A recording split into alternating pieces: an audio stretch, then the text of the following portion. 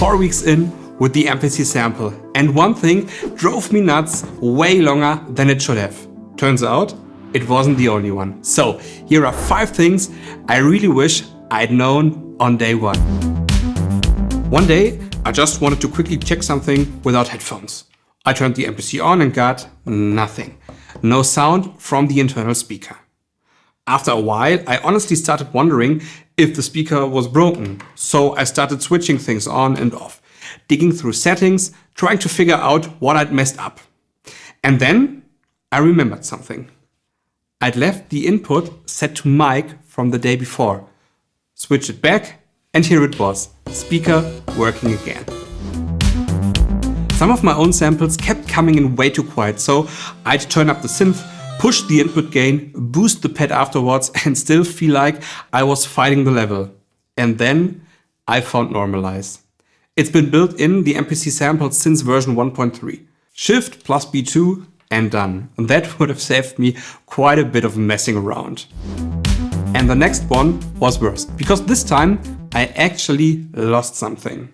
I recorded a sample and spent quite a few minutes placing chops by hand. Switched modes just to compare something, came back to manual, and they were gone. Every single one. So once you're happy with your chops, extract them first. Shift plus B1 puts them onto the next free pad. Otherwise, one wrong move and you're doing the whole thing again. Whenever I messed up one hit in a sequence, I basically went nuclear. Step edit, erase, delete it, and start again. But I didn't need to do any of that. You can erase just the one bad hit while the sequence is playing. Hold erase, then hold the pad when that note comes around and it's gone. But that still wasn't the one I mentioned at the start.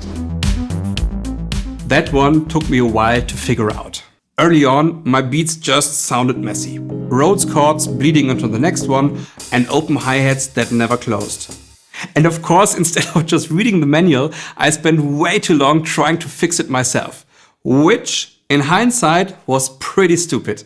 Because the fix is ridiculously simple. It's mute groups. Just put sounds that shouldn't overlap into the same group.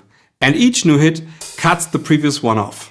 And suddenly, the Rhodes stopped bleeding, the hi-hats closed, and the whole thing sounded way cleaner. I really wish I'd found that one earlier.